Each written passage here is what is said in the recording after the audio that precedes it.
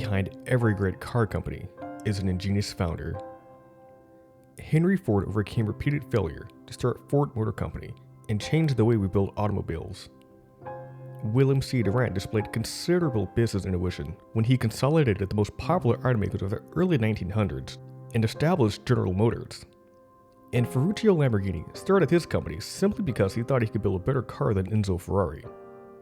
Perhaps the person that best exemplifies the qualities of a founder is Soichiro Honda. Like Ford, he bounced back from countless missteps and grew wiser because of them. He predicted industry trends and bent the market to his will, much in the same way Durant did in the emerging automotive scene. And time again, he set new, higher standards for others to follow. His company was founded in the ashes of post-war Japan and grew to become the planet's largest producer of motorcycles. They also became champions on the racetrack on both 2 and 4 wheels, and he oversaw an unlikely entrance into the world of cars and laid down the groundwork for one of the most dominant automakers in the world. This is the story of Soichiro Honda, king of the motorcycles.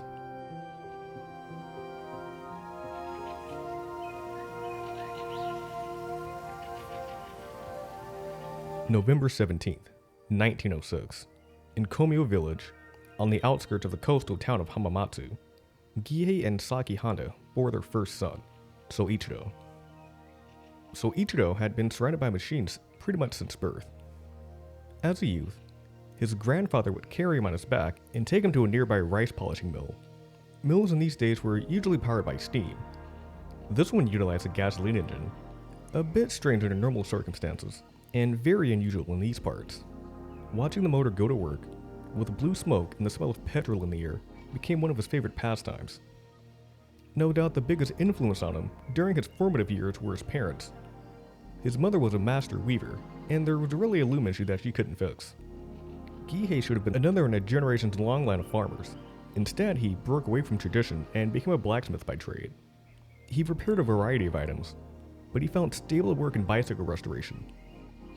The elder Honda often made the 150-mile trip north of Tokyo to purchase broken-down bikes, fix them up, and sell them for a meager profit.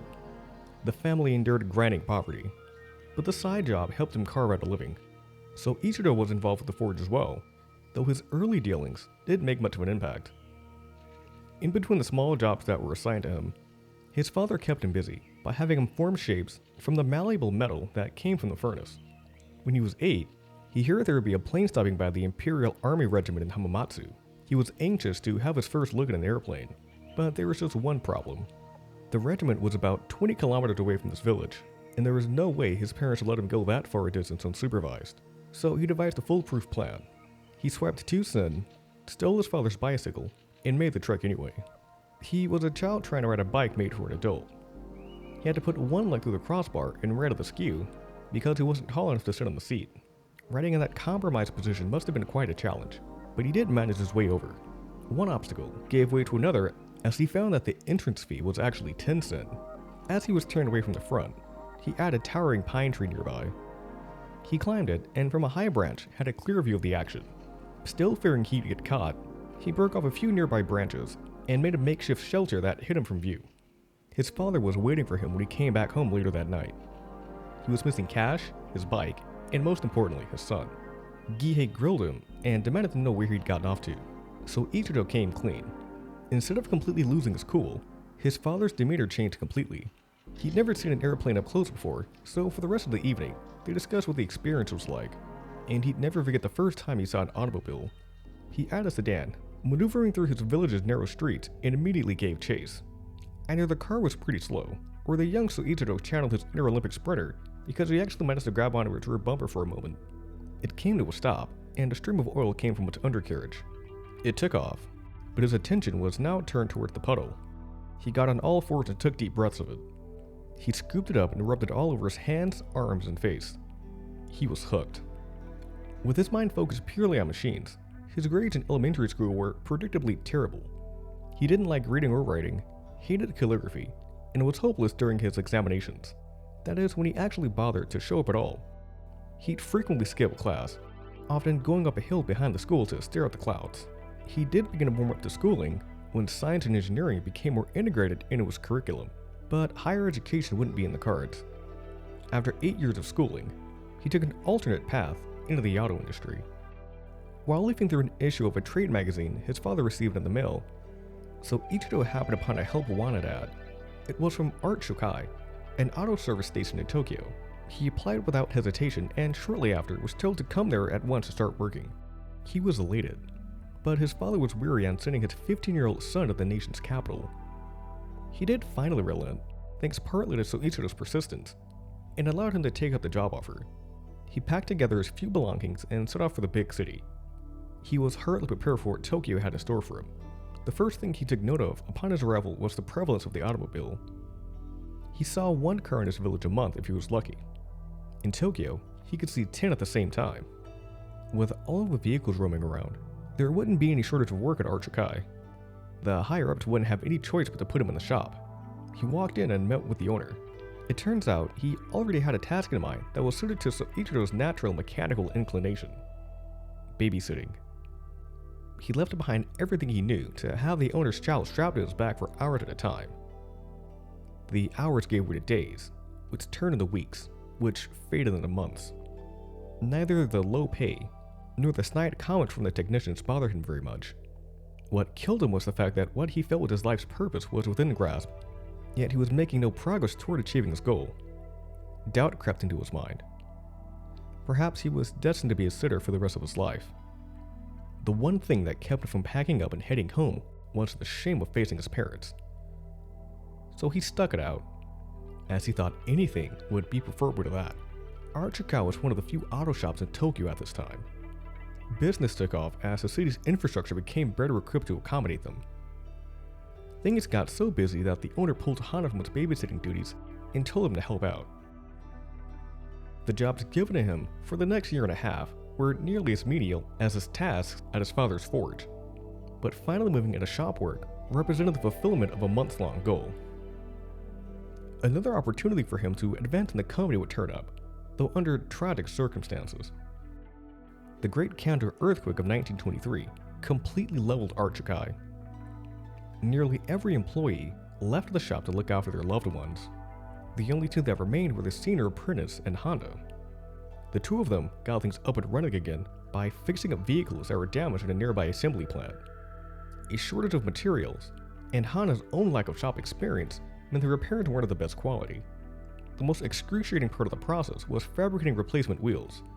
The spokes were made of wood back then. Many of them were either damaged or destroyed in the firestorms that littered the country's midlands following the quake. They were able to improvise new ones with what they had, but that was the most dreaded part of any repair. At the suggestion of the owner, Honda used his spare time after hours to work on a racing car.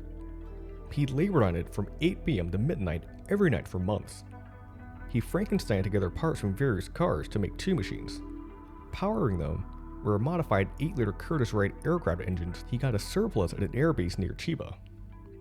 In 1928, the owner of Art Shokai wanted to expand and thought Soichiro was the perfect person to represent the brand elsewhere.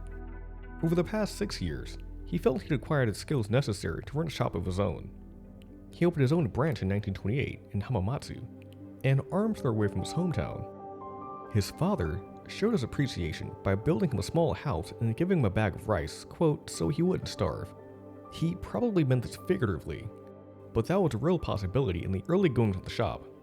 Although Honda had proved himself as an exceptional mechanic at Art Shokai, potential customers didn't want to give their cars off to someone so young.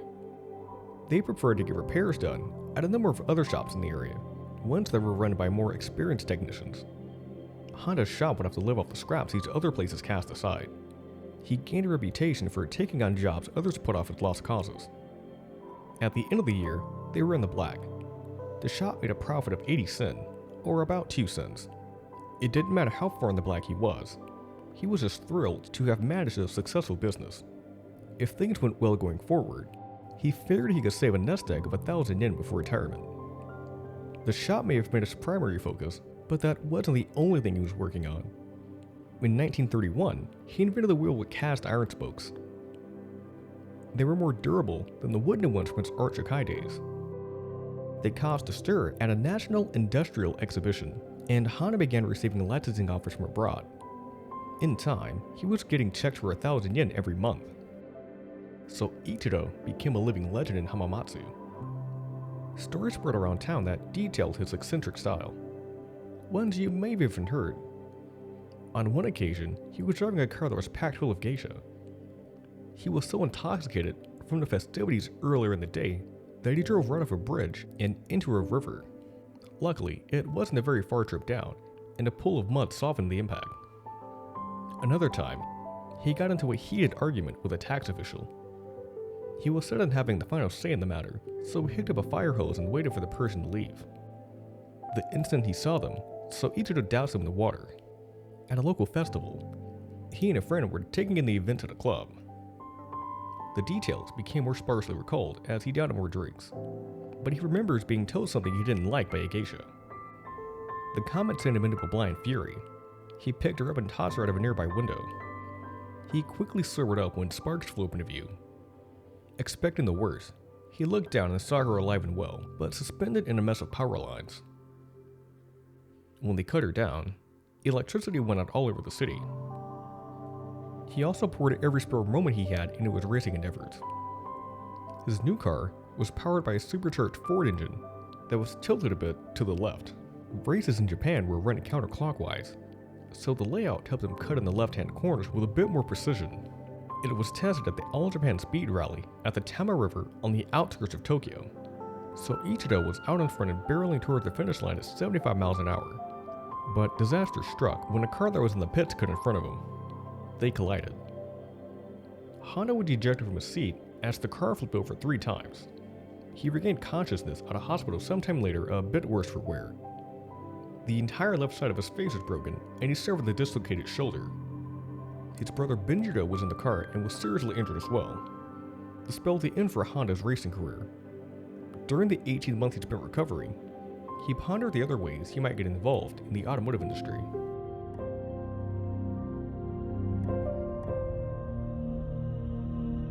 Getting into the production of piston rings seemed like the obvious choice. In the late 30s, a piston ring was worth more than solid silver of the same weight. He established the Art Piston Ring Research Institute in 1936, hiring 50 workers and purchasing very expensive tools to make it happen. Friends and family expressed their concerns with this new business. He was making an extreme financial commitment to produce something that he had little experience with. His response to them was, "I can build anything if I see it just once." He poured molten metal into a die, forming a cast iron lump of metal that closely resembled a piston ring. Don't let the appearance fool you. His creation had no elasticity and therefore couldn't handle the stress of being in an engine. They made more effective paperweights than anything. Honda, probably realizing that he was a bit hasty with the whole thing, saw the advice of local foundries. These establishments wouldn't simply part with their secrets. They outright demanded that he'd taken an apprenticeship with them. So Ichiro figured his days of learning behind someone were past him. He turned down their propositions and set about picking up on everything on his own. He and another associate locked themselves inside of their factory at all hours of the day. They'd stay up until 2 in the morning studying casting, then spend the rest of their waking hours trying to apply what they learned. He stopped at nothing to decipher the formula at the cost of his own well-being. He neglected himself so much that his wife had to come to the factory to cut his overgrown hair. Throughout all of his misery, he was no closer to producing a quality piston ring. The situation became desperate. The company was hemorrhaging cash, and his wife was forced to sell off her own jewelry to keep the lights on. If he didn't figure out something soon, the more than 4 dozen workers that he brought on would be put out on the streets. To say that Soichiro Honda looked down on formal education would be an understatement. He came to own a repair shop and patented one of the more significant developments in early automotive history without it. He was at his wits' end and needed to put this behind him if he wanted to save his company from the brink. He asked Takashi Tashiro, an instructor at Hamamatsu High School, for advice.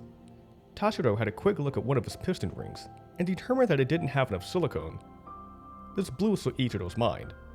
He didn't even realize silicone played that much of a factor in piston ring construction. If he learned this much from the first few minutes of their meeting, then what other techniques could he gather from a full course in metallurgy? He enrolled in the school on a part-time basis, applying what he learned in class to his business. His progress increased significantly, and on November 20th, 1937, he produced piston rings that were, in his words, more or less acceptable. He religiously attended lectures, but his elementary school habits would crop up soon enough. One day, the principal called him into his office and told him that he wouldn't be earning his degree. Throughout the course of his attendance, he never bothered to take a single exam. Honda retorted, saying the degree would be worth less than the movie ticket. Quote, "At least with the latter, you're guaranteed entrance into the theater. The diploma doesn't guarantee that you'll make a living." He was expelled, but continued to attend lectures for another year as an unregistered student. In 1939, he stepped down as president of Art Piston and brought his expertise to Tokai Seiki Heavy Industries as director. Their client list grew as the quality of their products improved, and the most important among them was Toyota.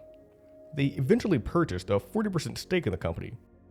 TSHI even expanded outside of their niche when they designed machine tools for creating aircraft propellers. Before this invention, the construction of the wooden propellers could take upwards of a week. This new machine could grind down the surfaces of two at a time. The entire job could be finished in as little as 30 minutes. The good times wouldn't last very long. The factory was damaged when American planes bombed the nearby Hamamatsu Air Base. An earthquake not long after completely destroyed it. Toyota wanted him to supply them with other components after the war, though he didn't take them up on it. He wanted to take a few months off and see where the country stood then. Piston rings had been their golden goose for years, but with strict manufacturing restrictions on the horizon following the war, it was impossible to gauge what their demand would be in the future. He sold them all of his company stock for 450,000 yen and took what he referred to as a human holiday. It was a year-long layoff that he used to do nothing in particular. He purchased a barrel of medical alcohol, brought it home, and from it, engineered his own synthetic sake, which he shared with all of his friends. He picked up the shakuhachi, a traditional Japanese flute. He even spent time as a science and technology instructor for the Iwata Police Department. The human holiday ended as he thought he found an opening in the fabric industry. Hamamatsu was the center of Japan's textile scene, and this only rang true after the Gatchaman boom following the war. So Ichiro wanted to capitalize on this by creating a rotary loom. The machines at the time only moved horizontally, but he invented a machine that would also move vertically. Ultimately, this project was abandoned after he realized how much it would cost to make it a reality. It was chalked up as a failure, but he wouldn't have to wait on this next opportunity for long.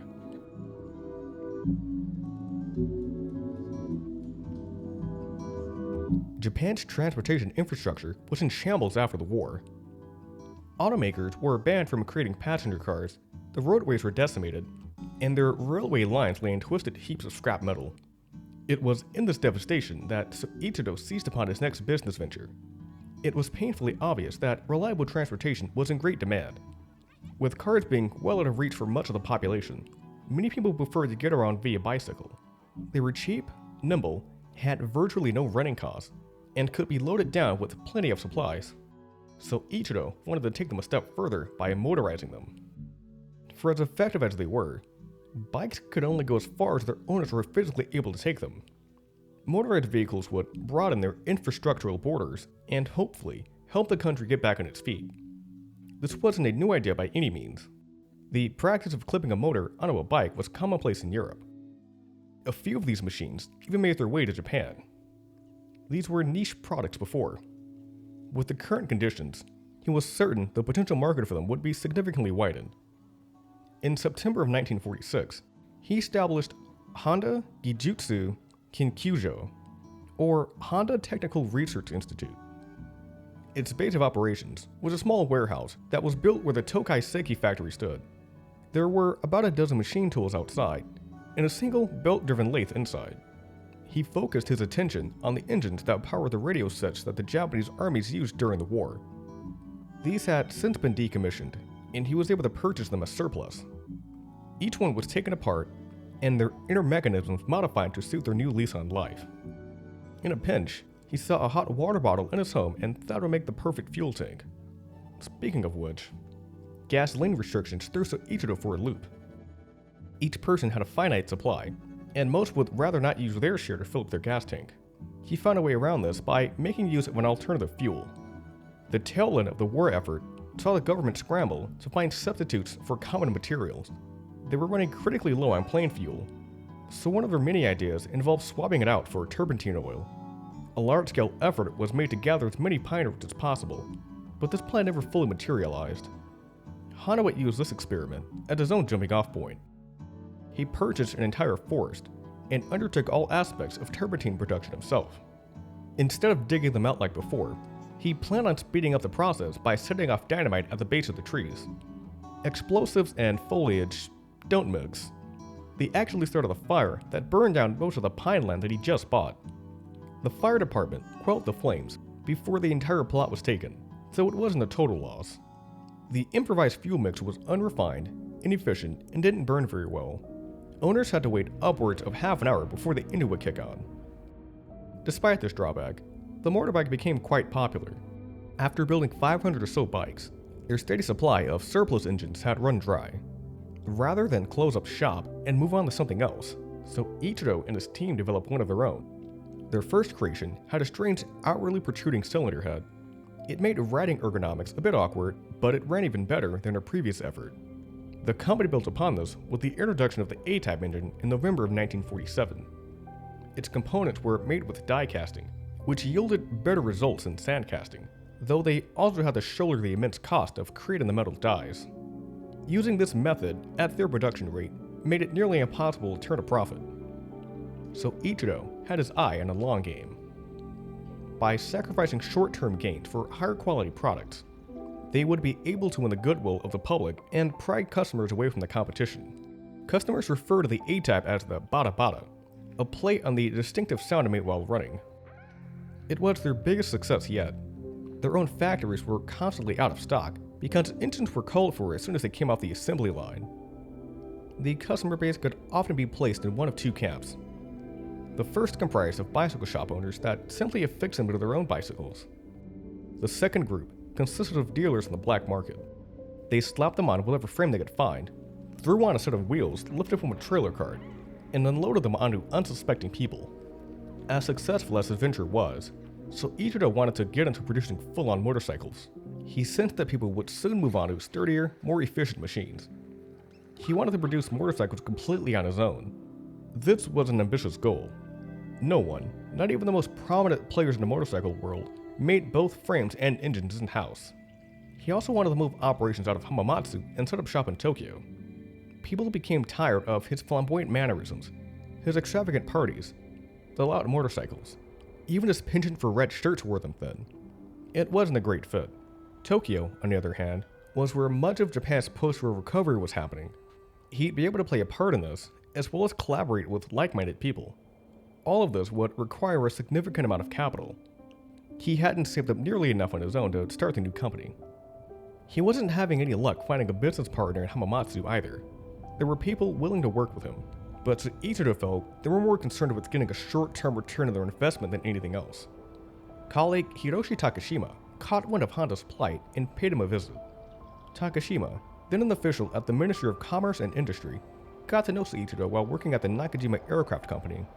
This wasn't so much of a business meeting as it was for Takashima to feel out the situation. Honda made it clear what he was looking for in his ideal associate, saying, quote, "I'm great at building things, but what I need is money. I've had a few offers from the Gatchaman crowd on Hamamatsu, but these people invariably want to stay in the business. I wonder if there's anyone in Tokyo who might be willing to put up the money." The meeting ended without anything of note being hammered out, and the two went their separate ways. They ran into each other 2 years later in Tokyo's Shinbachi district, and the conversation they'd had so long ago sprung up from the back of Takashima's mind.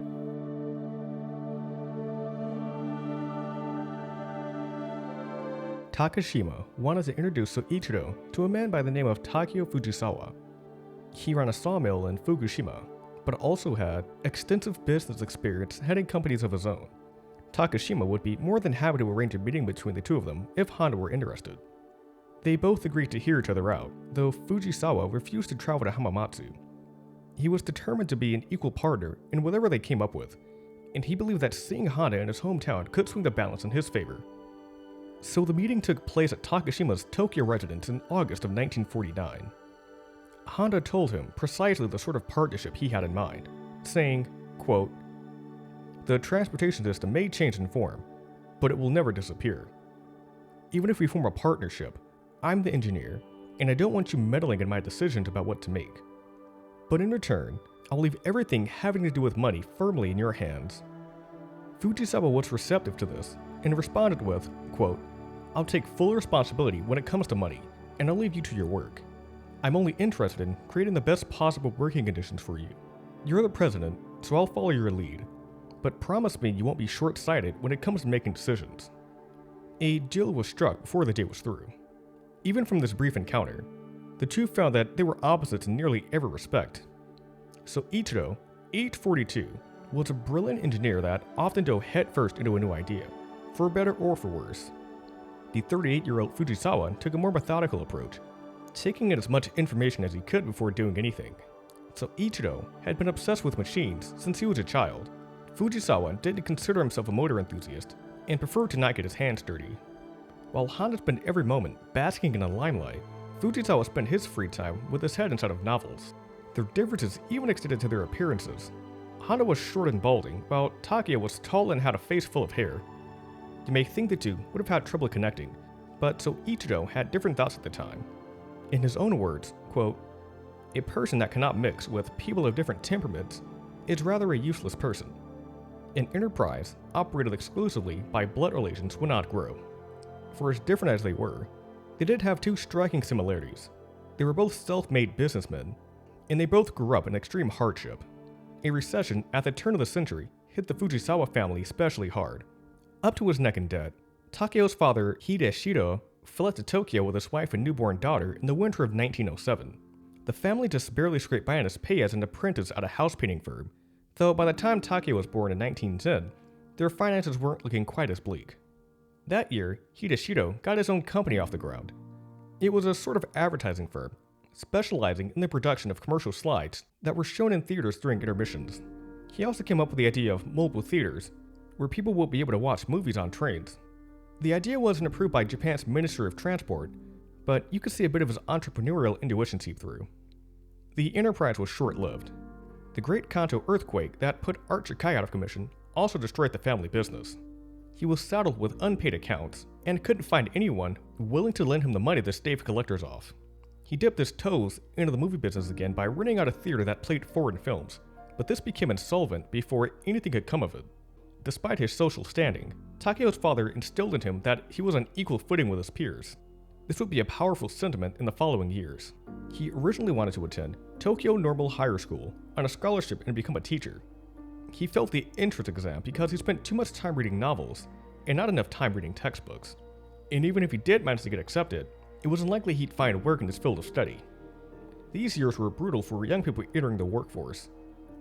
In 1930, more than half of graduates that came from leading universities couldn't find work, and an entire quarter of the workforce was unemployed. It's little wonder why Takeo had to settle for a job writing addresses on envelopes and postcards. This sort of menial labor was looked down upon. To make matters worse, his father fell ill, so for a time, the entire family depended on this job. He was anxious to escape. In 1934, he joined Mitsuwa Shokai, a small-scale commission merchant that dealt in steel. His pay for the first month was 15 yen, or about a third of what he made at his previous job. Within the first year, this number increased to 80 yen a month, and by the end of the second year, he was bringing in 150 yen a month. 2 months after the Sino-Japanese War broke out, the owner of Mitsuo Shikai was called into battle. The reins of the company were handed to a 27-year-old Takeo. Profits soared under his guidance. In the final months of 1936, Mitsuo Shikai brought in 200,000 yen in profits. The following months were a bit dry as the government tightened its control over the economy. Takeo thought it would be wise to enter the manufacturing side of things. In 1939, he established the Japan Machine and Tool Research Institute, which produced cutting and grinding tools. Once the owner of Mitsuo Shikai returned, Takeo vocalized his desire to become independent. He promised to repay the 10,000 yen he used to get it off the ground, but the owner let him keep the money as a bonus. In June of 1945, he moved the business from Tokyo to Fukushima to escape the airstrikes. He bought a forest, believing that a great deal of lumber would be needed to rebuild Japan. After striking a deal with Soichiro, Takeo sold his sawmill business and went to Tokyo. He was named managing director upon his arrival, which gave him the authority to represent the company. Soichiro had found his other half. The first product that was released during their partnership was the D-Type Dream. There is a bit of controversy surrounding the origins of the name. One says that when the prototype was unveiled, an observer commented that it was like a dream seeing the frame, engine, and tires all in the same place. Another says that the team threw a party to celebrate its completion, and employees said the moment felt like a dream. Yet another says the name signifies the engine as a representation of Soichiro's own hopes and dreams. The D-Type was powered by a 98cc two-stroke engine that had a max output of 3 horsepower. Most motorcycles in those days had pipe frames. They were stylish but also broke easily at their weld points. The Dream went with a more durable press body and left the factory with additional reinforcement around more heavily stressed areas. Fujisawa's first order of business as managing director was to strengthen its sales network. In March of 1950, the company established a sales office in Tokyo to serve as a controlling body for distributors in the area. In the fall, they converted an abandoned sewing machine factory into a motorcycle plant. The Dream sold poorly in spite of the rapid expansion. Competing motorcycles used 4-stroke engines that were more powerful and more efficient than the Dream's 2-stroke motor. It was also a victim of Japan's developing transportation infrastructure. Many roads were unpaved. After the winter, melted snow turned the dirt road into slick mud-covered paths. It packed into the opening between the wheel and fender. This was such a serious issue that many distributors would temporarily drop Honda during autumn. Fujisawa asked Soichiro and his team to create an updated model that addressed the D-Type's most glaring issues. The prototype was designed by Kiyoshi Kawashima and was finished by July of 1951. It was a 4-stroke unit with overhead valves. They decided to put the machine through its paces by testing it on a road up Mount Hakone. This pass was a grueling trial that tested the limits of all kinds of vehicles. Even heavy-duty trucks needed to stop partway to get through it. Their test run was also complicated by some unfortunate scheduling. A typhoon was about to hit, and by the time they arrived, a storm was in full force. Kawashima rode on the prototype motorcycle, while Soichiro and Fujisawa tailed him in a Buick. You may expect the American Barchetta to overtake the 150cc bike, but in reality, Kawashima left them in the dust. He took on the mountain pass with ease, averaging a speed of 45 miles an hour, and he didn't even need to stop to give it a rest either. Reminiscing on this moment many years later, Soichiro said that it was the first time he felt happy behind someone else. It hit the market in October of 1951 as the E-Type Dream and replaced the outgoing line. It wasn't the first 4-stroke bike, but Honda separated itself from its side valve competitors by placing its valves in the cylinder head above the combustion chamber.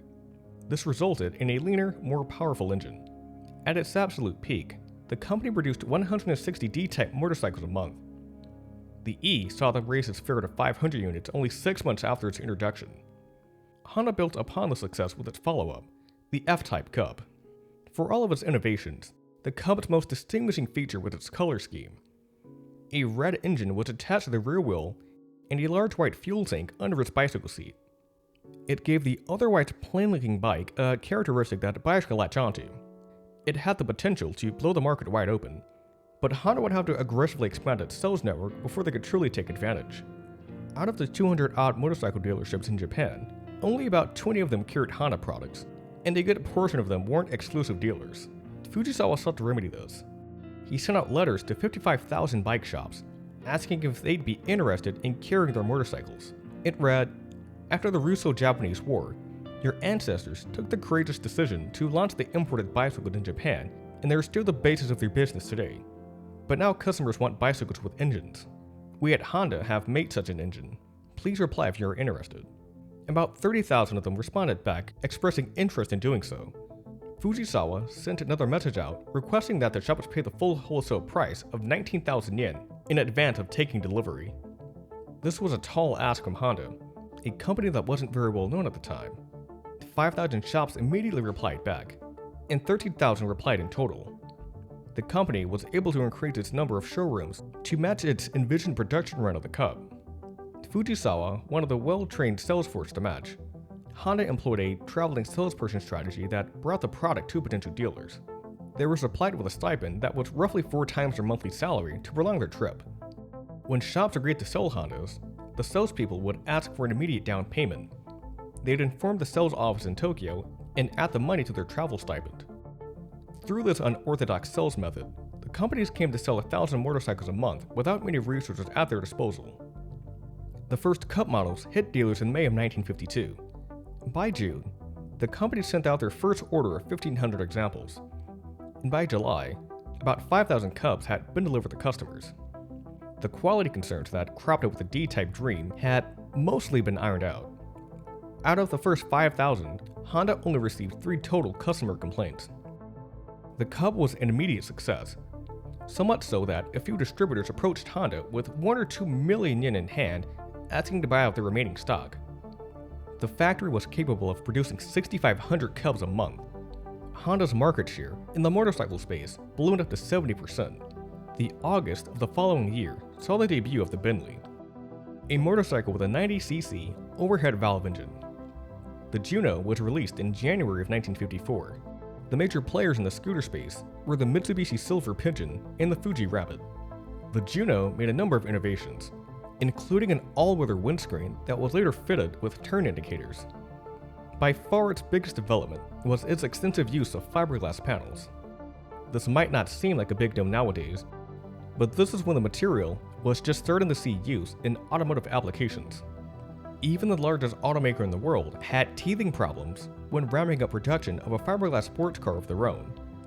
The Chevrolet Corvette entered production in 1953, and they only managed to build 300 that year.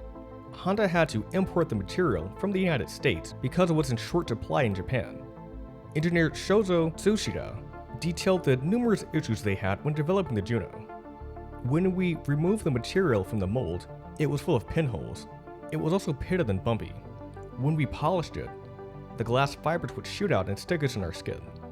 When we tried painting it, the pigments used on steel plate were useless. Mr. Honda would say, of seeing and listening and trying, the most important is trying. We experienced the full impact of his practical philosophy, which he had developed by the sweat of his brow in his efforts at improvement. For all of its engineering innovations, the Juno had one fatal flaw. The engine was enclosed in a plastic cover. It couldn't let cold air in or let hot air out. It was plagued with overheating issues. Early buyers bore the full brunt of these mechanical hiccups and let Honda know of their frustrations. The Juno was a flop the moment it hit dealerships. The rest of the Honda lineup was looking shaky as well. The Bentley was unreliable, and customers loathed its noisy gear operation. Honda couldn't even rely on the Dream for steady sales. Displacement was gradually increased until reaching 225 cc's. Its carburetors weren't updated to match. Their engine technology soon outstripped available carburetor technology, and it soon boiled over in the form of reliability issues. So Ichido and Fujisawa hoped sales would reach 1 billion yen, but they plateaued at 350 million. Production far outpaced demand, resulting in their facilities being flooded with unsold inventory. The company was on the brink of financial disaster.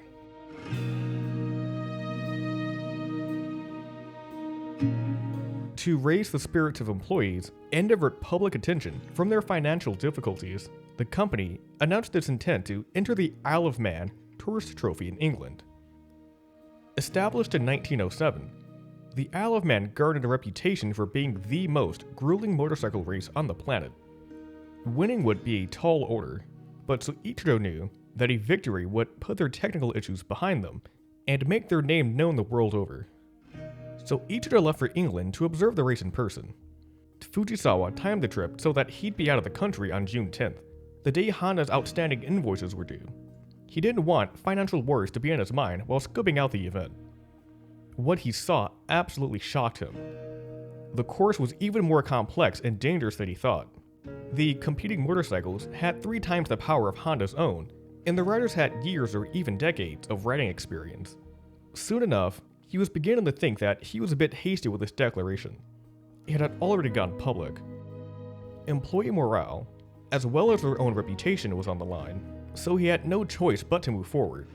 Kiyoshi Kawashima was selected to lead the Isle of Man racing effort. The first order of business was to bring their engine RPM up to speed with the competition. The bikes that participated in the race put out at least 10,000 RPM, and the most powerful Dream engine topped out at 7,000. This wouldn't be as straightforward as they may have hoped, as there were several mechanical barriers in their way. Some Super Cub owners complained of fracturing flywheel when the engines were pushed to their limits. If their components failed in the 50cc Super Cub, then they would have no chance in the Tourist Trophy. Research and development ran trials of their own to see just how far they needed to go. Tests revealed that the flywheel cracked at 7,500 RPM and fractured at 8,000. When it did the latter, fragments broke to the engine housing and ricocheted off the ceiling. Soichiro, knowing a great deal about metal casting, came up with his own analogy. He reasoned that an egg stayed in place because it's covered in a hard shell. But if you crack the shell and start swinging the egg, the yolk will fly out. Likewise, the surface of the flywheel was hardened to form a shell, but if it were scraped, then the internals would fragment at a high revolution speed. Engineers redesigned this component, which aided their racing efforts and prevented further accidents. Their very first prototype engine incorporated this change as well as a few others, but it still had trouble performing at high speeds. They found the main issue lied with the rod connecting the piston to the crankshaft. Engineers responded by making it larger and stronger, but it still remained a point of failure. So Soichiro looked at their work and said, "Why do you have to make it sturdy?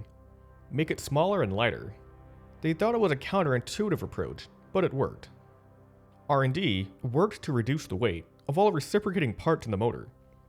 The chain was a point of emphasis. They couldn't simply source it from a supplier.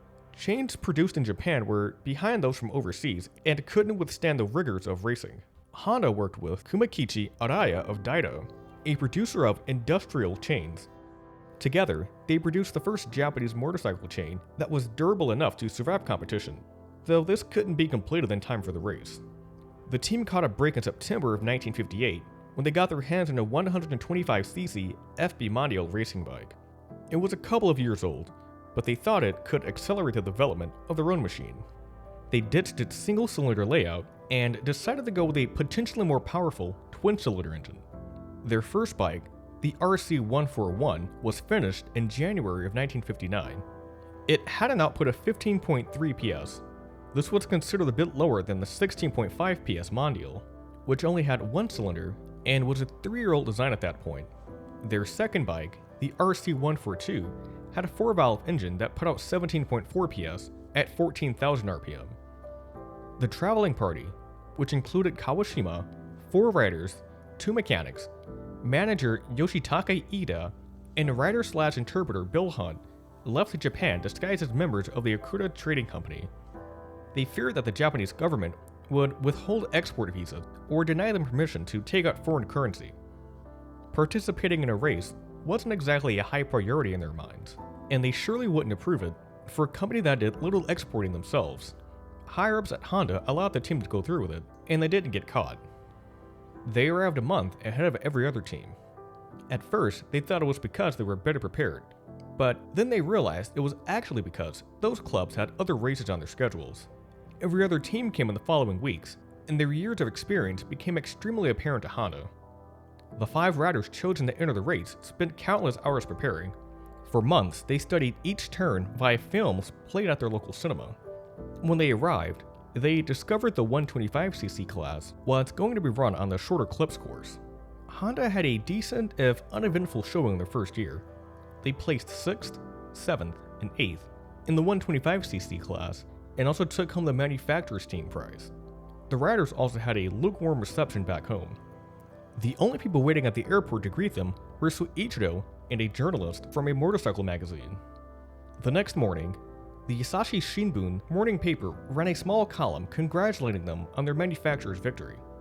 The next year, they also entered the 250cc category. They placed 4th through 6th here, but finished 6th through 10th in the hotly contested 125cc class. In 1961, Honda shocked the world by sweeping the top 5 spots in both classes. The UK's Daily Mirror commented that the engines were put together like fine watches. Soichiro Honda had finally made good on the declaration that he made nearly a decade earlier. While they were asserting their dominance on the circuit, the company was also establishing themselves on the market with a product unlike anything they or anyone else produced.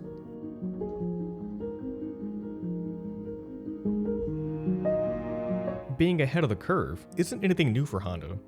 Back in 1952, they kicked off the arduous process of bringing their machine tools up to speed with the rest of the world. The company estimated that tooling in Japan lagged between 10 to 15 years behind that of the US and Europe.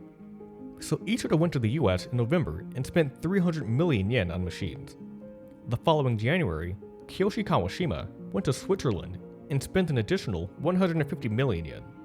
Needless to say, this was a massive investment, but Soichiro thought it was well worth the cost. Even if it completely backfired and the company went under, the technology would be left behind for other businesses to use. This forward-thinking philosophy would manifest itself once again in the latter half of 1956. Soichiro and Fujisawa were traveling to West Germany on business.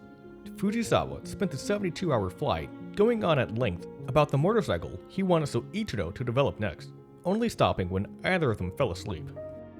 Mopeds and scooters were extremely popular in Europe, and Fujisawa thought Japan was primed for a similar boom.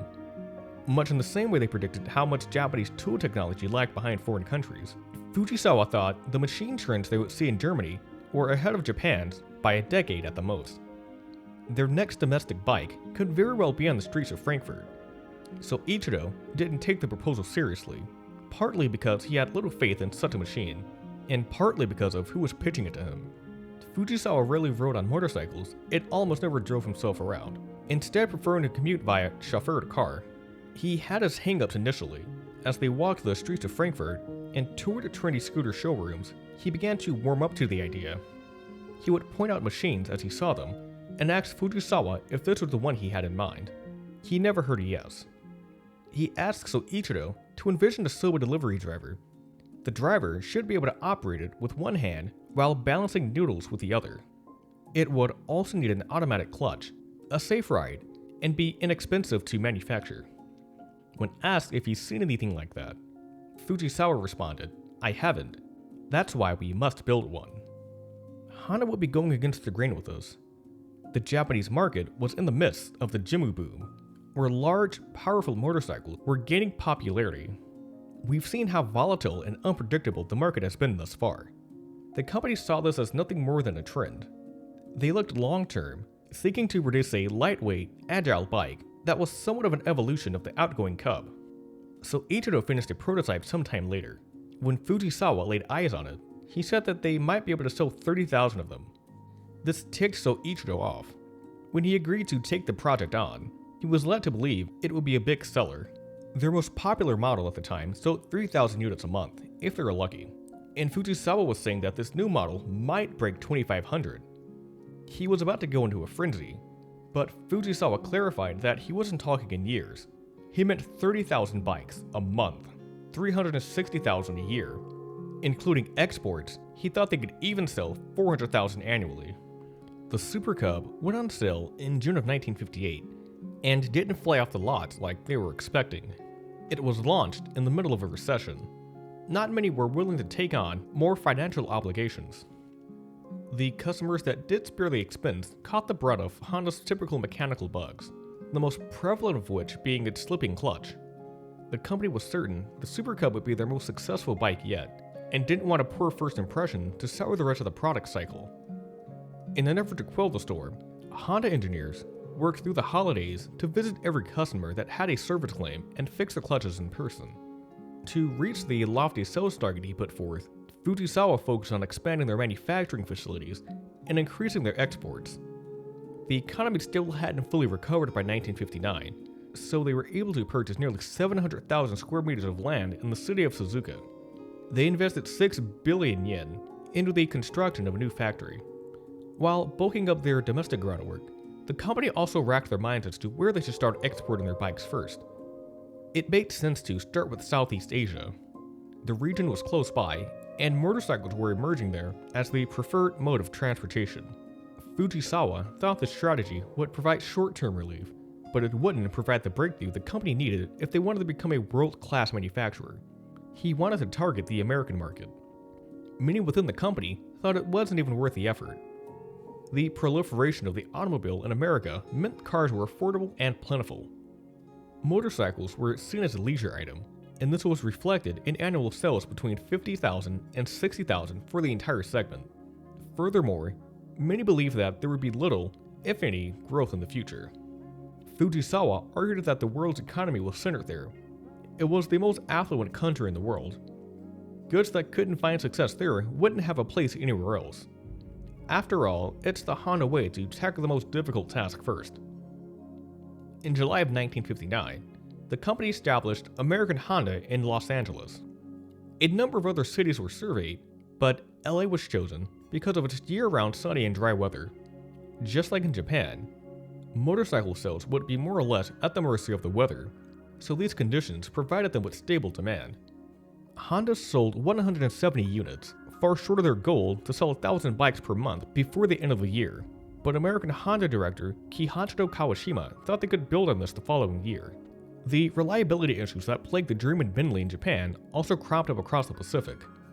More than 150 units suffered engine seizing issues, and many more that were due to arrive at the port of Los Angeles would surely see the same fate. Kiichiro had to take drastic action to avoid flaming out of the market. Mechanics were sent out to America to repair sold units, dealer inventory was sent back to Japan, and incoming bikes were turned away before being taken off the boat. They were pulled from the market, leaving the Super Cub as their only remaining product. The entire incident may have been a blessing in disguise. Sales-wise, they were no worse for wear. The Super Cub was far removed from the 500cc cruisers that Americans were used to, and at a price of $250, it proved popular with young people looking for a reliable form of transportation. In May of 1961, they surpassed Kiichiro's benchmark of 1,000 units a month. He knew that the Super Cub had massive sales potential. It was just a matter of getting the word out. In order to spread awareness of the brand, Honda began an aggressive advertising campaign in print. They avoided taking out space in typical motorcycle trade and lifestyle magazines, instead focusing on broader publications such as Life, Time, and Look.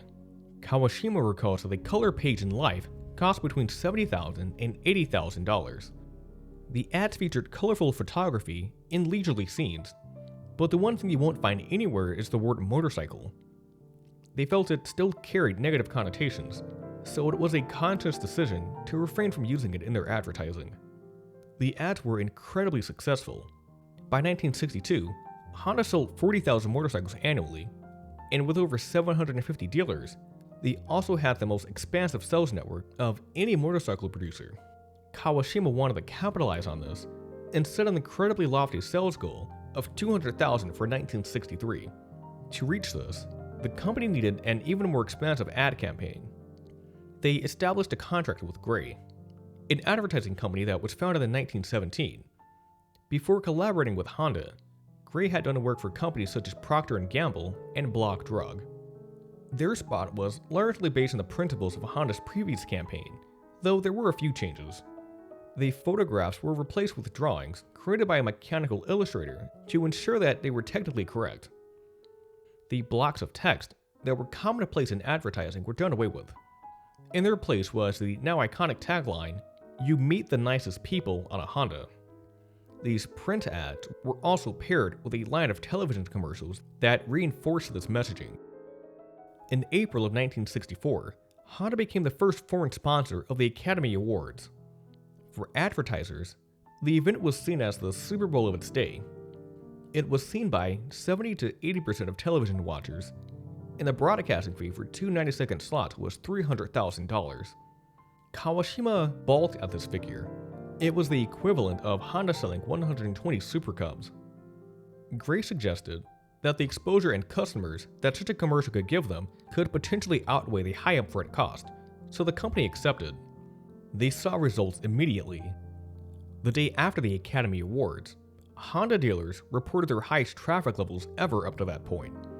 Honda had officially stuck in the minds of the American public. It was simply a matter of building off the foundation they spent the previous year scraping together. By the start of the new decade, the company sold 500,000 bikes in the country annually. Just as Honda was once again proving their supremacy on the motorcycle market, external factors would push them into unfamiliar territory.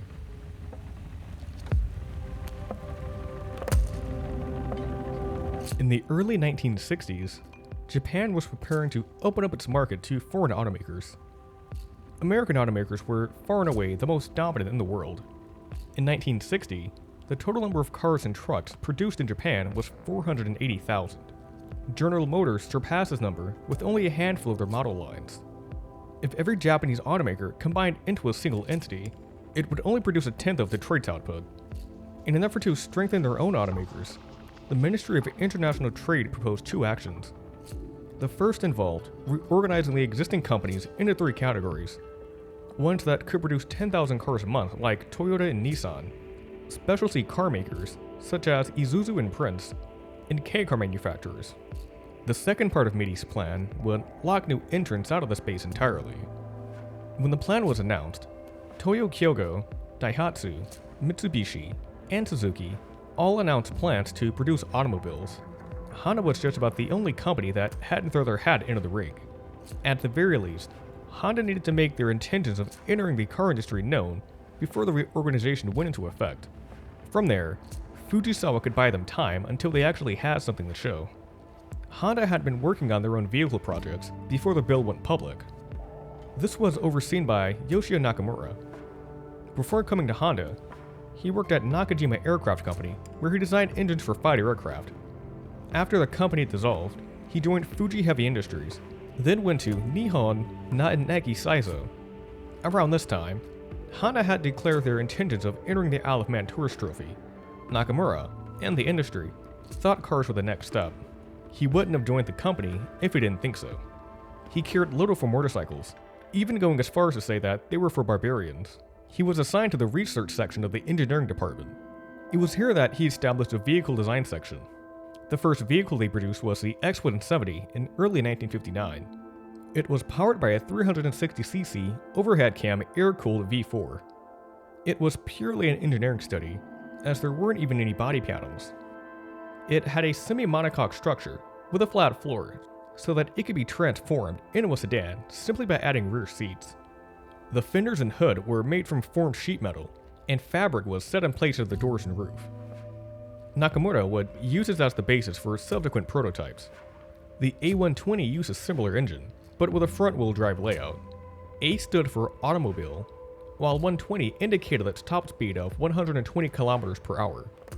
Its biggest selling point was that its architecture could be tuned for a variety of applications.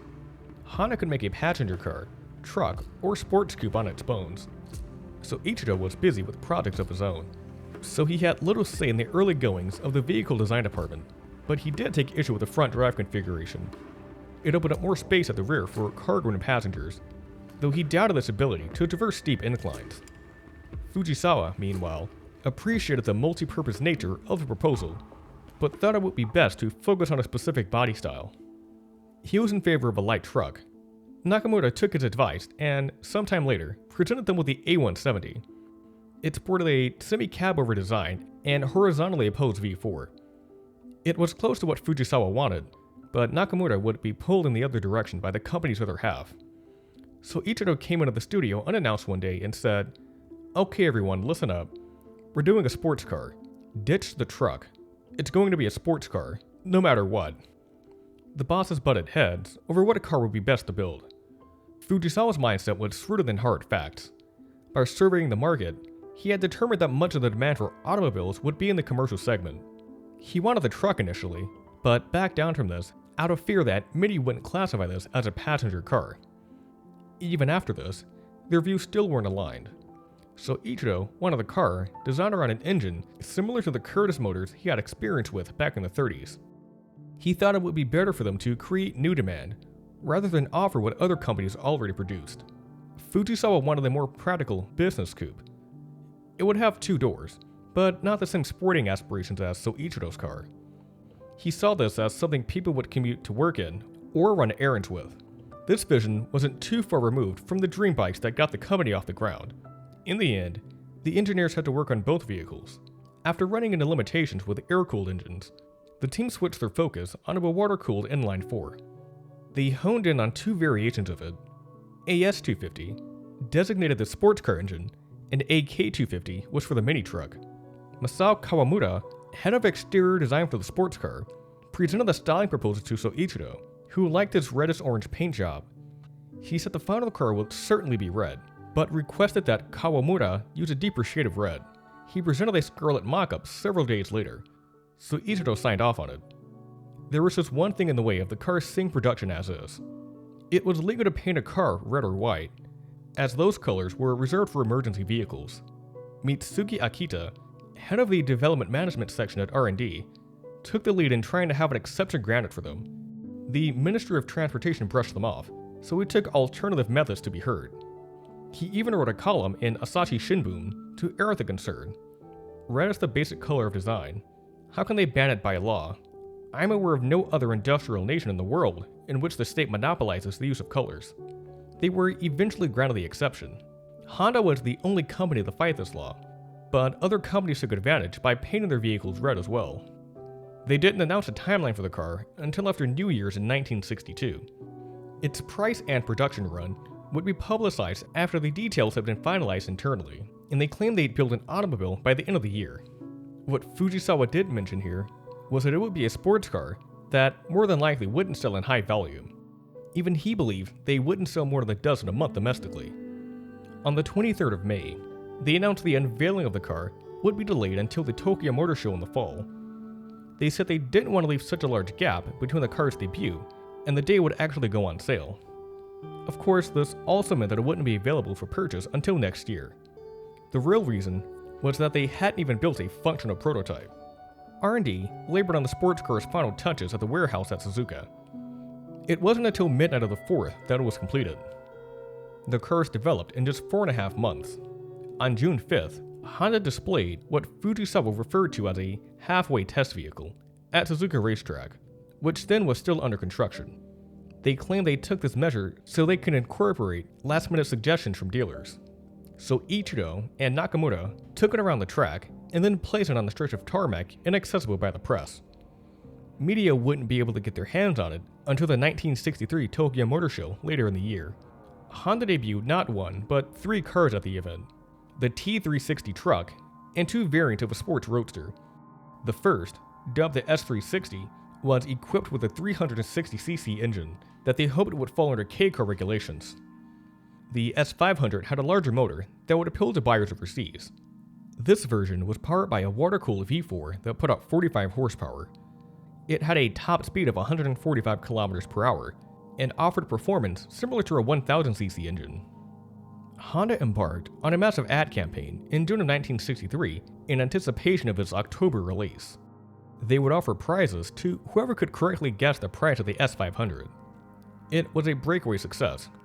They received 5.7 million entries, which was then the largest response to a mailing campaign recorded by the Tokyo Central Post Office. The entry-level S360 never came to market. The team was originally trying to get it to fall within Japan's K-car regulations dimensionally. It was decided later that a larger body should be used to house the 500cc engine. Nakamura couldn't extract enough torque from it for its performance to approach its dashing design. They only built a few prototypes before abandoning the project entirely. A total of 1,350 S500s were produced before it was phased out in favor of the S600. This car sported a larger 606cc engine and introduced a coupe variant. Many consider this to be the first car that Honda widely exported. It was also the first one to be officially sold in Europe, and they also had their eye on the American market. A few cars were shipped out to San Francisco for testing. The car struggled to navigate the hills of Northern California, so these plans were quickly scrapped. In 1966, the car was replaced by the S800. This line introduced the 791cc engine as well as front disc brakes. The final refinement of the S line came in the form of the S800M. There wasn't a power bomb, but Honda introduced a few more creature comforts into the range. Dual circuit brakes, safety glass, and flush-mounted interior door handles were just a few of the additions to the M. Side markers were added, possibly with the intention of exporting it to the United States, but this plan never came to fruition. Production finally ceased in 1970, after over 25,000 cars were built. Throughout its life, the S-Line drew crowds at every event it was shown at. One year, at the Tokyo Motor Show, Nakamura invited the editor-in-chief of a Swiss motoring publication to interview Soichiro. He wanted to know if Honda had any intention of getting into Formula One racing. Soichiro was one to make inspiring declarations, but Nakamura expected him to brush this one off. They had nothing in the works in regards to F1 racing. Acting as interpreter, Nakamura relayed the question to him in Japanese. Soichiro responded, "Yes, we are." Nakamura did a double take. He asked again, just to make sure this wasn't just his brand of humor and that it was actually serious. He doubled down. Nakamura gave the journalist the answer, while at the same time worrying about the media hurricane that was sure to follow.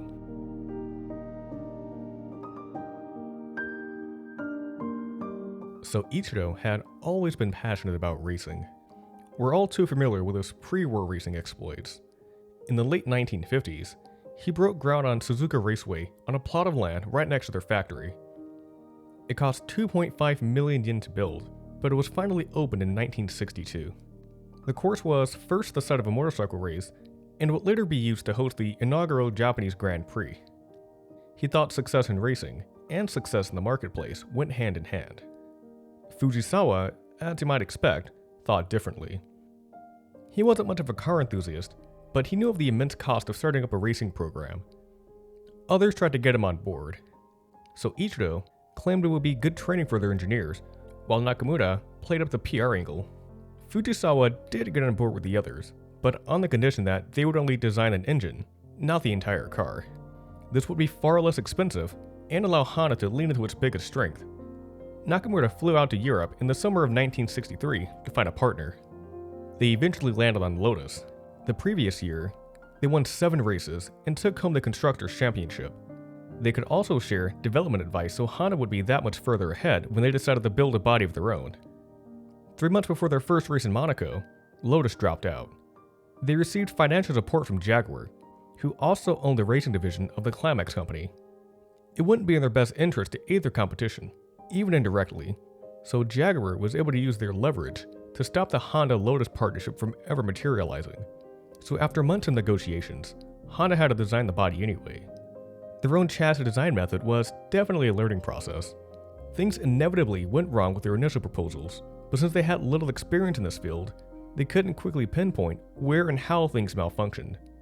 So Ichiro would often drop by and make significant changes to the design, leave, then come back the next day and want things completely different. Finally, in June of 1965, the company unveiled the car that would see their entrance into Formula One, the RA271. It was powered by a 230 horsepower 1500cc V12 and had a top speed of 271 km per hour. So Ichiro originally wanted the car to have a metallic gold paint job, as evidenced by the RA270 prototype using the same color. Honda couldn't use that color because F1 cars were painted based on their country of origin. Gold was reserved for South Africa. The RA271 was painted white, with a large red single painted on its nose. It was meant to make its debut at the England Grand Prix, but it couldn't meet the deadline. It would see its very first action 3 weeks later in Germany. The F1 program tried bringing in drivers from their Isle of Man run from a few years ago, but the transition from 2 wheels to 4 was too great. They also couldn't find anyone in the group of active F1 drivers that would come to Honda, so they had to roll the dice with a newcomer. Ronnie Bucknam had proven his ability on the West Coast racing scene, but he had no professional experience and hadn't even turned 30 yet. In a way, it was a perfect match for Honda. You can probably imagine how their first event went. On the first day of practice, the car scraped the underside of its body and had to retire. The second day saw a similar end due to an overheated engine. The team didn't have enough time to properly address these issues, so on the day of the final race, the 271 limped onto the grid with stopgap repairs. It struck an embankment 12.5 laps in and was forced to retire.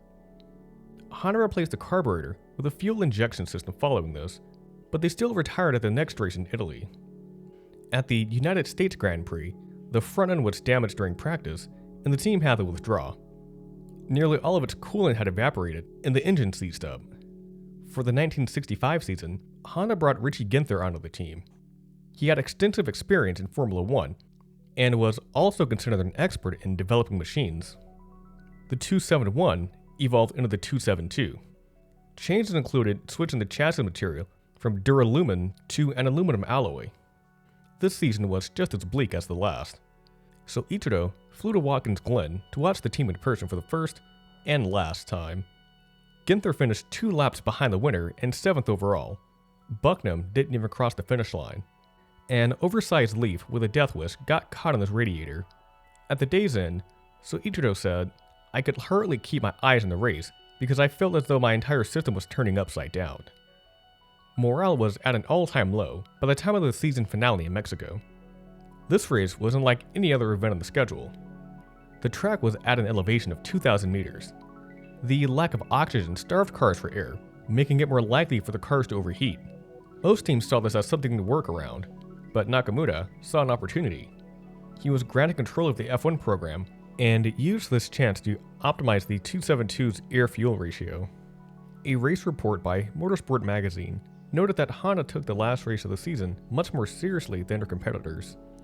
Bucknam and Ginther were sitting on the track on early morning practice runs 3 days before the official practice began.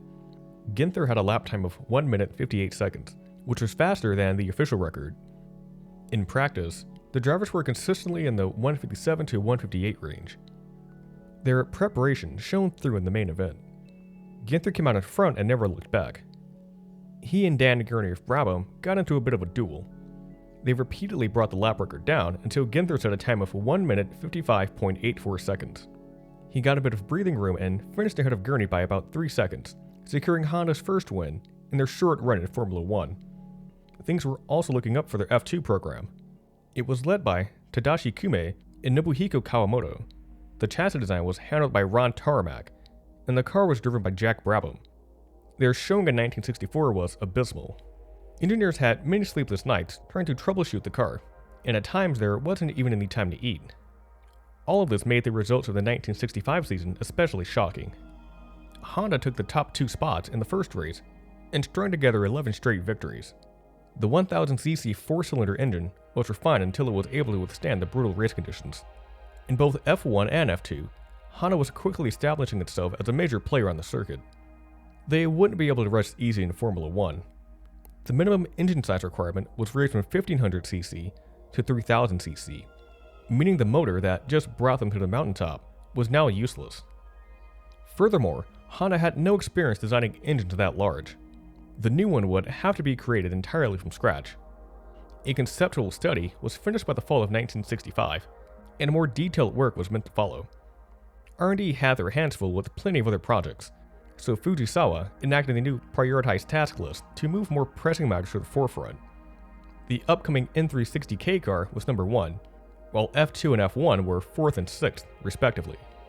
After numerous delays, Honda debuted the new car, the RA273, midway through the season at the Italian Grand Prix. This car had 400 horsepower, or nearly twice that of the RA271. This was a blessing and a curse. Honda had a considerable power advantage, but they had to beef up the chassis to withstand the new motor, resulting in a curb weight of 740 kilograms that far exceeded their 500 kilogram goal.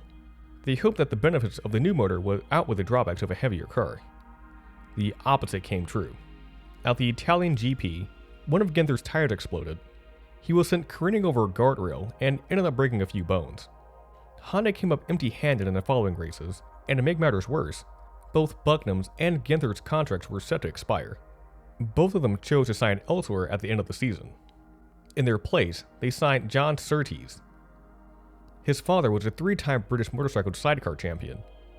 At the age of 17, he entered and won his first solo race. After a stint with the Norton Works team, he joined MV Augusta and won 7 world championships. He made the transition to cars in 1969. He raced for Lotus, Cooper, and Lola before signing with Ferrari in 1963. In '64, he won at the Mexican Grand Prix and subsequently became the world champion. Surtees was, and still is, the only person to become a world champion on both 2 and 4 wheels. 1965 saw him run his own Lola at the North American Can-Am Series. The car suffered a suspension failure as it was coming into a corner. He was involved in a horrific crash, resulting in a ruptured kidney, a split pelvis, and knocked some pieces out of the bottom of his spine. Doctors had to make one side of his body 4 inches taller than the other to prevent even more serious complications. He was back in action just over half a year later, and he scored another victory at the Belgian Grand Prix in 1966. He joined Honda afterward, but the best they could manage in the RA273 was 3rd in South Africa. It wasn't until they rolled out the redesigned RA300 that their fortunes began to change. It was 130 kilograms lighter than its predecessor, still far short of their 500 kilogram goal, but they saw an improvement in the results. The highlight of the season was definitely at the Italian Grand Prix, where Surtees was able to cut into the leader's slipstream and win the race by 0.2 seconds. In 1968, Honda debuted the lighter, more powerful RA301. This year they fell back to earth. The highest they placed was 3rd despite the improvements, and their championship hopes were fading with each race. As Nakamura was making preparations for the French GP, he received an unusual piece of news mere hours before practice. Honda had entered another car into the race. While Honda was finding its footing in Formula 1, Soichiro worked in his own machine away from the main program. To him, it wasn't enough to simply be successful in racing. He wanted to dominate in his own way, and that meant using an air-cooled engine. Basically, these engines are cooled by the wind as they're driven. They're a simple and effective solution for motorcycles, and even had a place in the automotive industry. Furthermore, Nissan, Toyota, and other competitors were transitioning to water-cooled engines in their production cars. A victory in an air-cooled car might put the layout back into the limelight. Conditions were much more strenuous in Formula racing, and an air-cooled layout wouldn't adequately cool the motor. In fact, engineers turned to water cooling because it was the only solution for the overheating issues they encountered during races, though nothing they said would have changed his mind. He dubbed his creation the R8302. Lead designer Tadashi Kume was well aware of the cooling issues and looked to motorcycle design for a solution. Ducts were placed on either side of the body to channel air to the engine, while vents on this underside provided additional cooling. The car made strides in other areas as well. It solved the issue of weight by going with magnesium body panels. They also improved weight distribution by moving the cockpit and engine forward. This configuration was rarely used by racing clubs for a reason. It placed the driver directly behind the front axle. Should they get into an accident, then there is a very high likelihood that they'd suffer serious leg injuries. Safety concerns aside, the 302 was one hell of a car on paper. The V8 engine put out a competitive 425 horsepower, and it was just over the 500 kilogram weight limit. The car was shown at Suzuka Circuit, then sent to England without any more engineering tests. Nakamura lost faith in it the moment he laid eyes on it. The car would overheat very quickly and spray oil across the track once it reached a certain speed. The temperature issues would also cause the lubricant to evaporate, resulting in total engine failure. Surtees took it out on the tuning run at Silverstone. At the end of the first lap, it suffered a massive oil leak. After this was repaired, the engine overheated. There was also a significant loss of control when entering and exiting corners. Surtees simply didn't feel safe driving the thing. He pulled into the pits 2 laps later and gave his thoughts. "I can't communicate with this car. The RA302 just isn't ready for the F1 yet. It won't endure a race at all. The engine temperature jumps as soon as I open the throttle. We can't run it in an F1.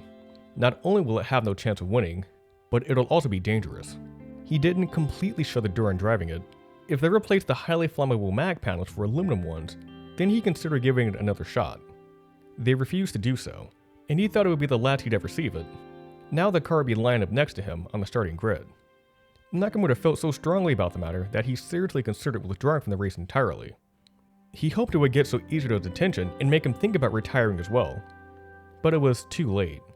The car had already completed the registration process. The most he could do now was to warn his driver before race time.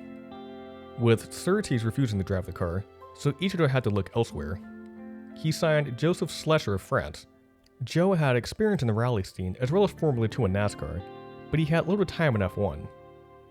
The 40-year-old was looking to make one final swing in F1 before his window closed, so when Soichiro asked him to drive the car under the Honda France name, he didn't hesitate to accept the offer.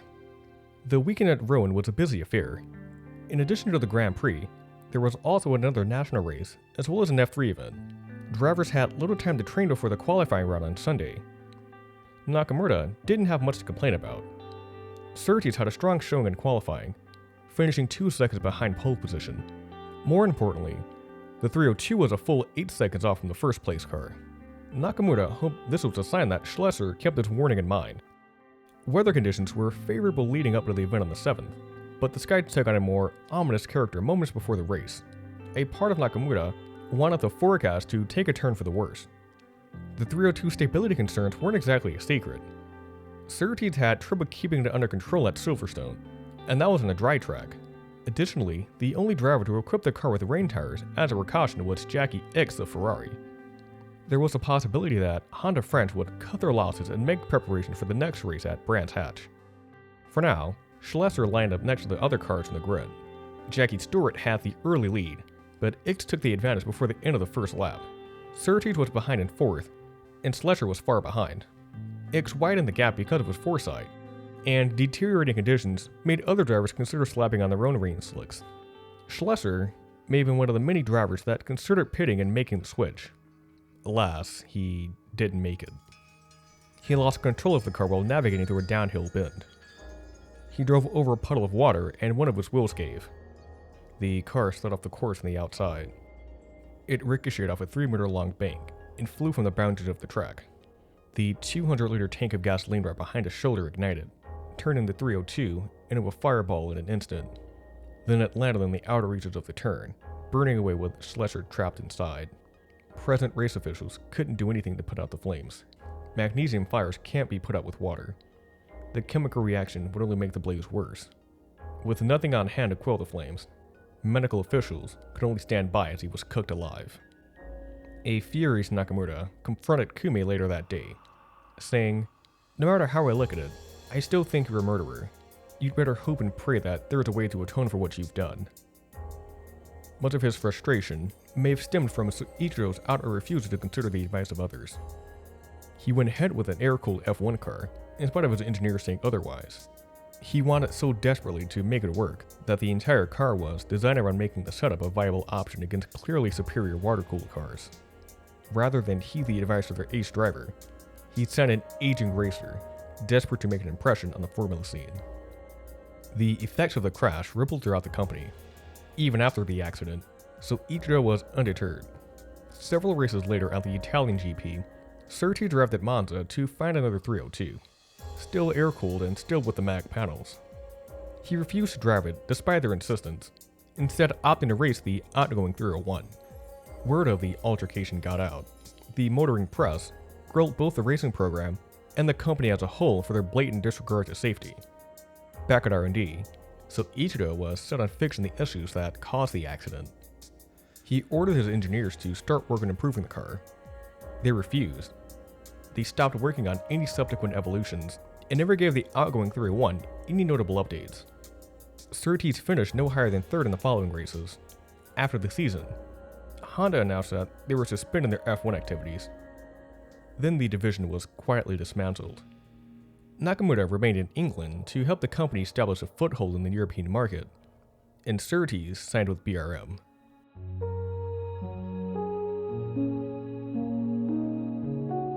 The bill that spurred Honda to enter the car industry so hastily fizzled out. Without a deadline looming over them, they'd be able to develop their next car at their own pace. Even with their vast manufacturing infrastructure, Honda still wouldn't be able to match Nissan and Toyota blow for blow. These companies were in fierce competition developing products for Japan's emerging working class, and the inexperienced Honda would get torn to shreds if they made a compact car that directly challenged the Sunny and Corolla. The only way for them to get their foot in the door was through the dwindling K-car segment. The cars that jump-started the country's car industry had nearly vanished. Sales nosedived to around 4,000 units a month for the entire category. Most shoppers were turned off by their cramped interiors, weak engines, and high cost. With larger compact cars on the horizon, it was believed that K-cars had served their purpose and were on the way out. Fujisawa saw a middle ground between the two segments. He envisioned a small, 30-horsepower car that had space for 4 adults. It would be priced between 300 and 400,000 yen, which was roughly the national income at the time. He figured he could sell about 10,000 a month. Yoshio Nakamura, the man that led the charge in their automotive projects, was in England managing the racing efforts, so the new car would have to be helmed by Soichiro Honda. The company set out to create a car they'd be proud to build, and one the customer would be pleased to own. In addition to Fujisawa's requirements, Soichiro also wanted the car to be stylish. There's one story that illustrates how steadfast he was in achieving this. Honda looked at a prototype vehicle and didn't like how it was shaping up around the rear pillar. Instead of passing his feedback onto the team and waiting for them to make adjustments, he went to the metal casting plant where the stamping dies for the new car were being developed. Engineers were using a full-size clay mock-up as a reference for the dies. Honda took a tool and changed it to his liking. Seems inconsequential. How much could this change have possibly cost? 8 million yen. It had cost 8 million yen to redesign the die to line up with the model. A massive figure, but to Honda, it was a small price to pay for a design he was happy with. In order to make the most of their compact footprint, they went with a front-wheel drive layout. A front-wheel drive car does not require a long drive shaft to transmit power from the engine to the rear wheels. An advantage for a small car, as a lot of space can be saved.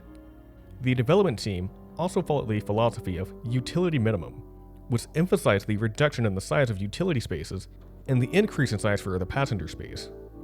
The engine compartment, for example, was made as small as possible, which freed up space for a cabin large enough for 4 adults. The company wouldn't be able to sell and serve as a mainstream car, even with its extensive dealer network. Fujisawa founded 3 new companies to support it.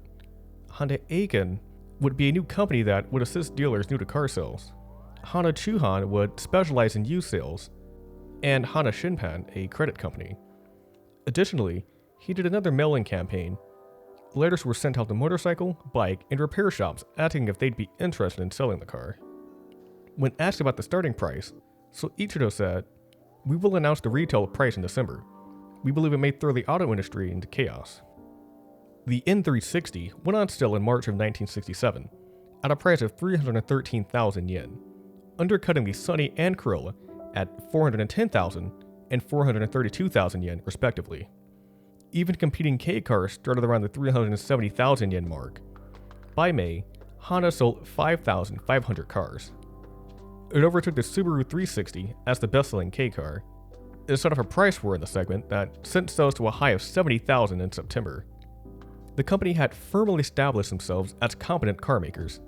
They were looking to graduate from the K car segment and sought to develop something that would compete with larger compact cars.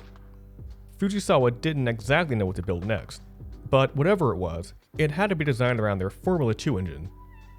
The 1000cc, 148 horsepower motor brought them to complete dominance on the circuit, and the technology could be easily implemented into a production car. The Nissan Sunny and Toyota Corolla on sale at the time had less than half the power, despite being around the same size. And since they already had the engine on hand, they wouldn't need to spend much more money to bring it to market. So Ichiro had no interest in the idea. He was still set on using air-cooled engines in his cars, reasoning that if the company could make an engine that was unique from Nissan's and Toyota's, and at least as good as Mazda's rotary, then they'd lose face. As a consolation, the team developed the dual-dyna air-cooled, or DDAC, integrated air-cooled engine prototype in July of 1968. Initial tests revealed an abnormally high operating temperature in certain areas of the engine. As usual, Soichiro would visit the development team on a near daily basis and suggest design changes. Engineers worked day and night to implement the changes, altering the existing drawings significantly to do so. He was so overbearing that they set up a special desk to serve as a filter for his ideas. Instead of going directly to the engineers, Soichiro would submit his ideas to the desk. Yukieru Mori was given the responsibility of hearing them out and determining which ones were worth moving forward with. The accepted ideas were then prioritized before being given to the engineers, so they'd be able to focus on one at a time. The H1300 compact car was well received upon its debut. Its 1300cc DDAC motor was improved considerably since the prototyping phase. It had 100 horsepower and put out performance comparable to a 2000cc car. AG Toyota, president of Toyota Motor Company, stood in front of its stand for a full 10 minutes. He called in one of his young engineers and said, "Honda's car produces 100 horsepower with a 1300cc engine. Why can't we do the same thing?" One of the more distinctive design elements of the H1300 Coupe was the outer contour of its side body panel. The panels of the N360 and H1300 sedan were made by assembling components together and soldering the joints. Fumes released from soldering metals were found to present health hazards, so Soichiro ordered the discontinuation of this practice. Engineers created a new method. The idea involved forming an integrated exterior panel instead of a conventional split type one. Dies were a bit more expensive, but they were also more precise. The panels were stronger and more efficient to produce as well. This method is used by automakers today with a few changes, and the welding machine that was used during the H1300's production run is still in use today. Fujisawa thought they'd be able to sell 2,000 cars a month initially, but it actually may have turned out to be their biggest flop yet. Many of its shortcomings can be traced back to its engine. The DDAC motor was incredibly heavy, which negatively affected handling and resulted in uneven tire wear. Its heft also contributed to a curb weight of 930 kilograms. Honda had to shave weight in other areas to try and meet their target. They used lighter, more expensive aluminum components throughout in place of standard steel parts. Honda also needed to beef up the chassis so that it could stand up to the engine. The resulting production costs meant they lost 50,000 yen in each car sold. And the worst part, they still missed their target weight by 130 kilograms. The H1300 was designed from the outset with overseas sales in mind, but its air-cooled engine locked it out of the lucrative American market. Regulations at the time required cars to be equipped with a windshield defrosting system. This wasn't an issue for water-cooled cars, but integrating it into the air-cooled H1300 proved to be a monumental challenge. The only solution they found was to install a supplementary oil heater onto each car. This approach would have risen the price more than Honda was comfortable with, so the H1300 was never exported to the US. Honda was also in the midst of a defective car scandal, but that's its own beast that will require a video of its own. Fujisawa wanted answers. Without Soichiro's knowledge, he ordered R&D to find out where its weak points were. The subsequent report pointed to the engine as the main culprit. It contributed to the issues we discussed earlier, though engineers also found that it wasn't as efficient as its water-cooled counterparts. That last part would quickly become the most pressing issue at Honda. American Senator Edmund Muskie proposed a revision to the 1963 Clean Air Act that would regulate automobile emissions. It called for a reduction in carbon monoxide and hydrocarbon emissions to a tenth of their 1970 levels by 1975, and the same for nitrogen oxide levels by 1976. The implications for Japanese automakers would be twofold. Exports to the United States increased from 22,000 in 1965 to 200,000 in 1968. Similar rules were likely to be passed in Japan as well, so manufacturers were under immense pressure to design fuel-efficient cars. So Ichiro saw a silver lining in the seemingly insurmountable task. For the first time, Honda would be right with the other automakers at the starting line. No one, not even the Detroit 3, would be able to easily comply. If Honda could manage to become one of the first companies to receive certification, then they'd have a massive leg up on their competition. Naturally, Soichiro wanted to achieve this with an air-cooled engine. An important part of the equation is to precisely control the air-fuel mixture ratio. The wildly fluctuating temperature ranges in air-cooled engines made this impossible. While he was concerned with this, a team led by Shizuo Yagi and Kazuo Nakagawa secretly began work on a water-cooled engine called the AP. They felt it was imperative to start as soon as possible. The longer they waited to make the switch, the more difficult it would be for them to meet the rapidly approaching deadline. They realized the biggest obstacle to meeting their goal wasn't the regulations. It was Soichiro. They couldn't get through to him. No one could. Except for Fujisawa. R&D managers met with him at a hotel in Atami. Tadashi Kume kicked things off by explaining that the company had gotten as far as it did because of their air-cooled engines that emphasize horsepower and torque. He argued that they should make a car that prioritized the opposite if they wanted to get ahead of their competition. In order to reduce emissions, they needed to make an engine that operated at a low RPM. It wasn't so much about making a water-cooled engine as it was making a low-emissions car. They were certain that doing this under Soichiro's directive would be impossible. The way out of their predicament was obvious. Fujisawa agreed to have a word with Soichiro on their behalf. They met at the R&D headquarters the following day. Fujisawa told him that engineers wanted to try water-cooled engines to meet the Muskie regs. He asked why he wouldn't even let them try. Soichiro simply reaffirmed his beliefs, saying, "The same thing can be achieved with air-cooled engines, but I guess that's difficult for a man like you to understand." Fujisawa couldn't back down, as he did with the F2 engine. If he didn't press the matter now, then their car manufacturing days would soon be over. He didn't. Instead, he asked him to think back to their very first meeting at Takashima's house. Honda told him not to meddle with the technical side of things. He wanted to do business with him, so he agreed to stick to a singular role. Fujisawa then turned the tables onto him. Soichiro's place in the company wasn't as clearly defined. He held the position of president, but he also meddled in engineering affairs as well. Fujisawa presented him with a choice. He could either stay on as president and allow the engineers to do as they please, or step down from his post and join the others at R&D. He thought for a moment, then said, "I suppose I'd better stay on as president." It was from that moment that Soichiro's grip on the company loosened. He still played a considerable role in the Life, Civic, and CVCC engine, but others were able to have more of a say in the development of these products. Founders eventually have to cede control to others. Henry Ford stubbornly kept his company in the past while his competition looked ahead. William C. Durant was twice removed from his post because he couldn't evolve his leadership methods as GM grew. And Ferruccio Lamborghini had to call it quits and sell his prized car manufacturing business as the oil crisis tightened its grip on the industry. In their places were people that had the ability to write the courses of their respective companies. In the case of Honda, there were 4 managing directors that had been groomed for decades to lead in their absence. The moment came in 1970, when leadership was officially handed down to the quartet. After this, Fujisawa rarely found himself in company affairs. He only visited the headquarters when he needed clarification on a newly implemented policy. The process was like clockwork. He'd ask about it, have it explained by someone familiar with the situation, say, "That's fine then," and leave. So Ichiro was still very much involved in product development. He was named president of R&D, and while engineers had more control over their projects, he still had the final word on matters. Some thought a change in leadership was needed here as well. Michihiro Nishia, a manager directly understood Ichiro, was the one to ask. They hoped that he'd be a bit more receptive to the idea if it were a director that threw it out. He knocked on his office door and was invited inside for lunch. When the moment was right, Nishia popped the question. "Now that we have trained and raised so many R&D members, could you please start thinking of handing over the reins?"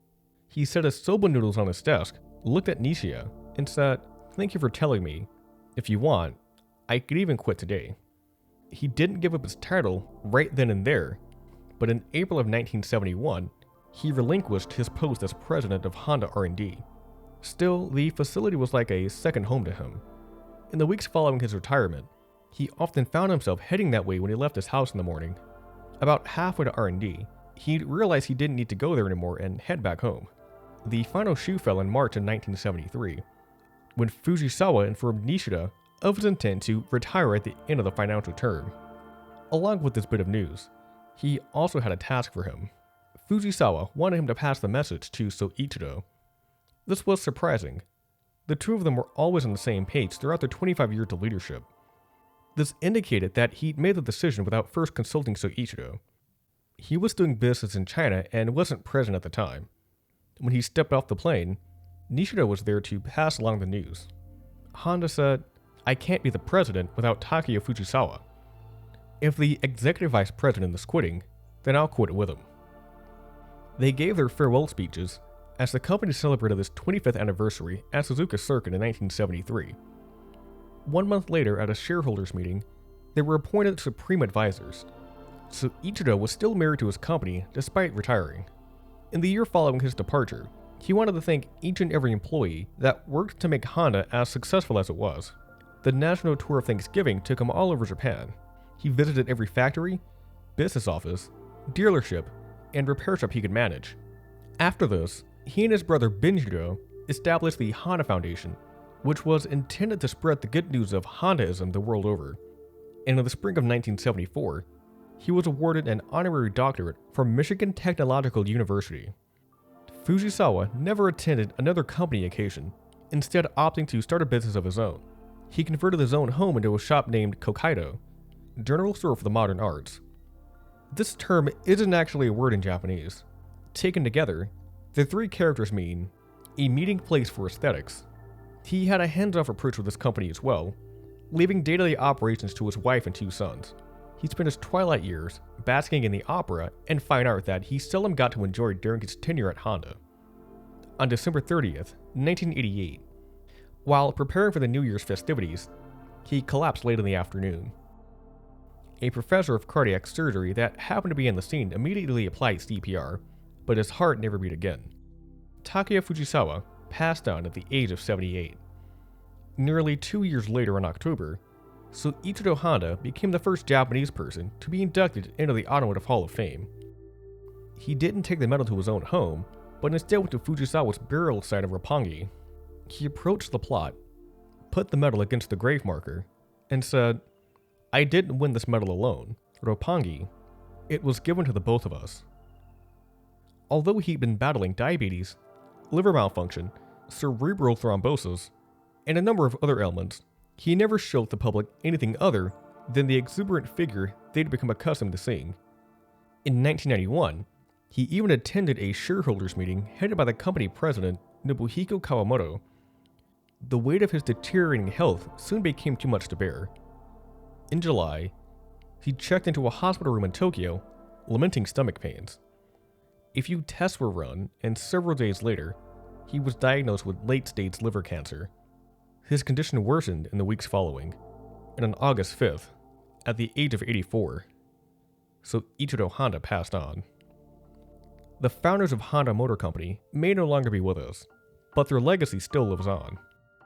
They've left behind some of the most innovative machines of all time, displayed perseverance despite insurmountable odds, became champions on both 2 wheels and 4, and became the first successful entrant into the car industry since Walter Chrysler in 1924. Most importantly, they show their employees, the automotive industry, and the entire world the power of dreams.